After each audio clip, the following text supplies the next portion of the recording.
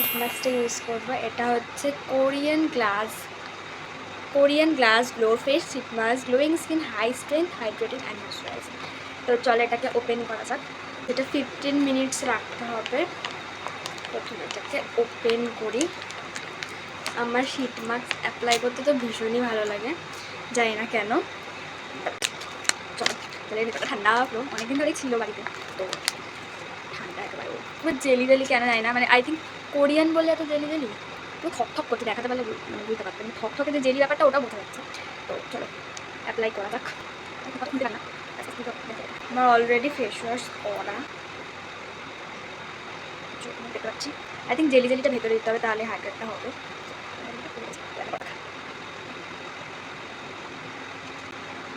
যেটা বুঝলাম এটা উপরে এবং ভেতরে দুটো জায়গাতেই আছে, সো ভীষণই রিল্যাক্সিং। আর এই সামারে তো ভীষণই মানে হাইড্রেটিং অ্যান্ড ভীষণই রিল্যাক্সিং। ওকে, সো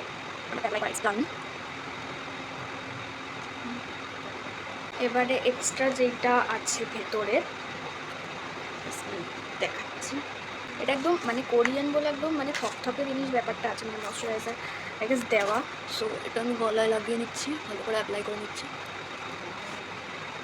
এমনি যে শীট মাস্ক ইউজ করি ওগুলো কিন্তু মানে লিকুইড হয়, তো বেরিয়ে যায়, বাট এটা একটু ডিফারেন্ট।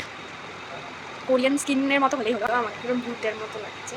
বাই দ্য ওয়ে নাকটার জন্য আমি তো এটা করেই ঘুমিয়ে পড়বো, তাই হালকা একটু মাসাজ করে নিচ্ছি। আচ্ছা এখনও কিন্তু খতম হয়নি। এরপরে আমি ইউজ করবো এটা জুডিওর down to chill mask. Okay, use করা যাক।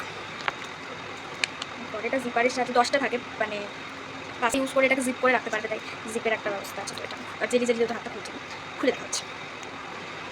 স্মেলটা জাস্ট অপূর্ব। একসাথে অনেকগুলো, তো তখন একদম বের করেছিলাম তখন খুব ঠান্ডা ছিল, খুব চিল ছিল। তো এখন আস্তে আস্তে তো একটু গরম হয়ে গেছে, তো দেখতে পাচ্ছি। মানে বের করাটা খুব চাপের, এরকম ঠিক দেখতে হয়। ব্যাপারটা হচ্ছে এরকম, এটা ইউজ করে যাবো।